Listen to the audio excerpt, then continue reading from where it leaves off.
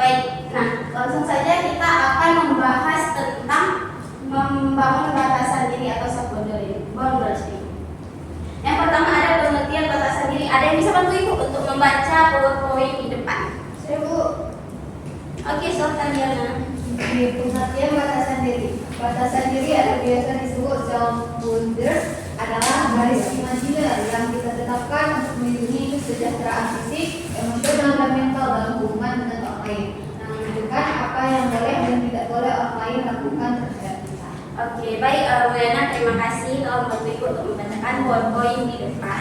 Nah, jadi anak-anak Ibu semuanya, sederhananya batasan diri atau self boundaries itu adalah cara kita terhadap orang lain. Misalnya kayak ini yang membuat nyaman loh dan ini yang tidak membuat nyaman kayak gitu.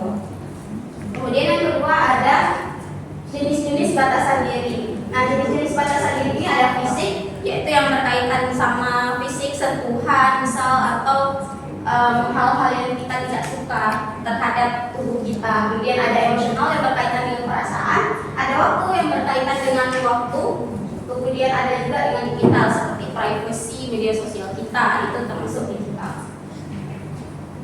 Nah, ciri-ciri individu yang belum memiliki batasan diri. Siapa yang bisa bantu Ibu untuk membacakan tentang ciri-ciri individu yang belum memiliki batasan diri?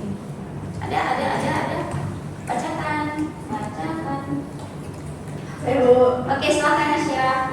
Oke, jadi ciri-ciri individu yang belum memiliki batasan diri itu yang pertama adalah sulit berkata tidak, meskipun tidak mau atau tidak mampu. Kemudian yang kedua adalah selalu berkorban kebutuhan sendiri demi menyenangkan orang lain. Yang ketiga, merasa bersalah saat menolak permintaan orang lain. Yang keempat, mudah dipengaruhi, tidak memiliki pendirian yang kuat. Yang kelima, sering merasa kelelahan secara emosional. Dan yang terakhir, membiarkan orang lain melakukannya secara tidak nyaman. Oke, baik, terima kasih Nasyira yang telah Nasyira bacakan. Itulah ciri-ciri individu yang belum memiliki batasan diri, seperti bersulit mengatakan tidak, selalu mengorbankan kebutuhannya sendiri, kemudian merasa bersalah dan dipengaruhi, sering merasa lelah secara emosional dan membiarkan orang lain memperlakukannya secara tidak.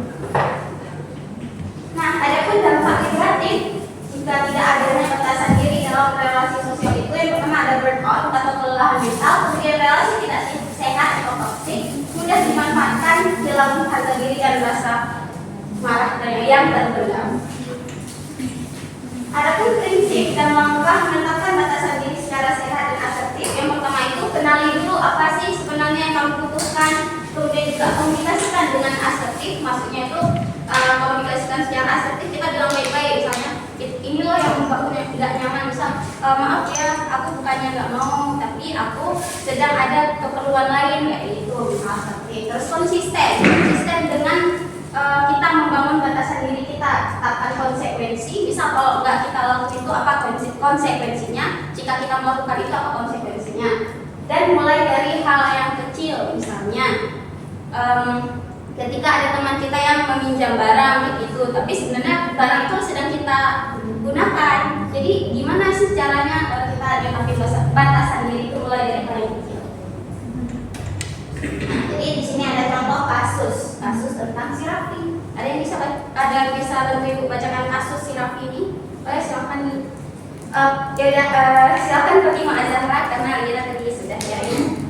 Ya baik, Raffi adalah siswa yang dikenal pendiam dan jarang menolak permintaan teman. Suatu hari saat jam istirahat, Raffi sedang membaca buku kesukaannya. Tiba-tiba temannya meminjam buku tersebut tanpa izin. Tidak hanya itu, beberapa teman juga sering meminta Raffi membagi tugas mereka, bahkan di luar sekolah. Ketika Raffi mencoba menolak, temannya malah marah dan mengatakan bahwa Raffi tidak baik. Raffi sebenarnya merasa tidak nyaman, lelah dan kesal, tetapi ia tetap menuruti permintaan teman karena takut dijauhi dan tidak punya teman. Izin memintanya membantu di luar waktu dan marah saat ditolak. Raffi ingin menolak tapi takut dijauhi. Oke, baik, terima kasih kepada Fatimah Zahra yang telah membacakan contoh kasus Raffi.